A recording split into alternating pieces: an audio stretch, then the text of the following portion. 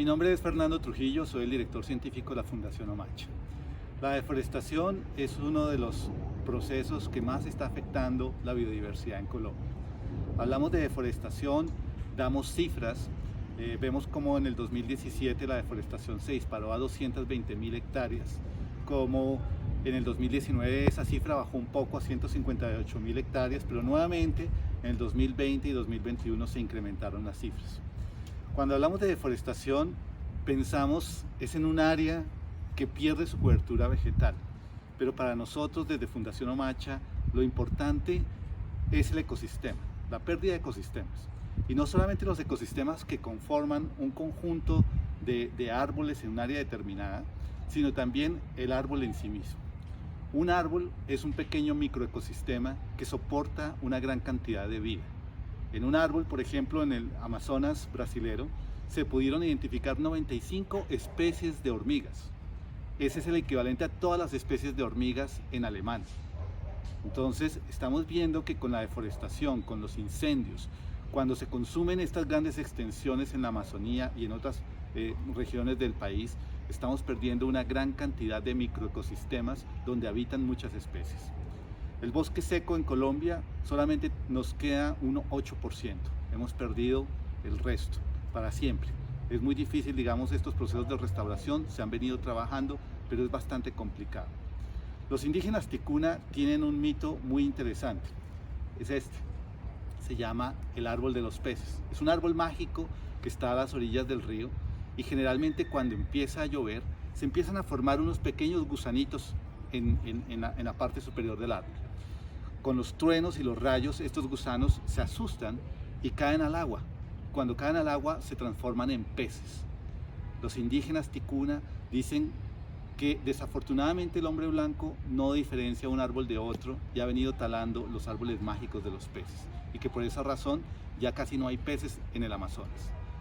Nosotros desde el punto de vista científico tenemos la misma información. En la época de inundación, cuando llega el máximo nivel del agua, los árboles están sincronizados de manera maravillosa con estos pulsos de inundación. Se forman la mayor cantidad de frutos y cuando llega el máximo punto de inundación, los frutos caen al agua. Este es un mecanismo para dispersar las semillas, pero al mismo tiempo es una forma de alimentación para los peces. Una hectárea de bosque inundado puede producir hasta 20 toneladas de semillas y estas semillas son el alimento principal de los peces. Cuando talamos los árboles de las orillas, pues el árbol mágico desaparece. Dejan de haber alimento para los peces y los indígenas tienen toda la razón. ¿Qué es lo que estamos haciendo?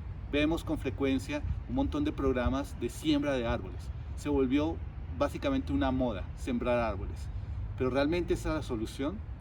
En principio, digamos, la intención es buena, pero la siembra de árboles tiene que tener un propósito más allá de plantar una semilla o de plantar una pequeña plántula. Tenemos que generar mecanismos de monitoreo participativo, que sean las mismas comunidades indígenas, campesinas, quienes hagan esta siembra de árboles y quienes la monitoreen. En el caso nuestro, en la Amazonía, hemos priorizado la selva inundada, lo que llamamos pepiaderos para la vida. Los indígenas llaman a estos árboles que producen semillas zonas de pepiaderos. Debajo de estos árboles ellos encuentran diferentes especies de peces. La selva se convierte en un gran supermercado. Uno se va moviendo en una canoa por entre los árboles y uno va buscando cierto tipo de semillas. Y justo debajo de ese árbol vas a tener la seguridad de encontrar una cachama o un tucunaré o un cíclido específico. Entonces se vuelve un supermercado por secciones. Así pues, nosotros estamos trabajando con comunidades indígenas en la recuperación de estos pepiaderos, de estas zonas para la vida. Y de esa manera consideramos que todos los interesados en contribuir de alguna manera con la siembra de árboles sean críticos y le apuesten a eso. Trabajo con comunidades locales y con un propósito. Necesitamos generar ecosistemas. Y no se olviden que un árbol es un pequeño microecosistema para la vida.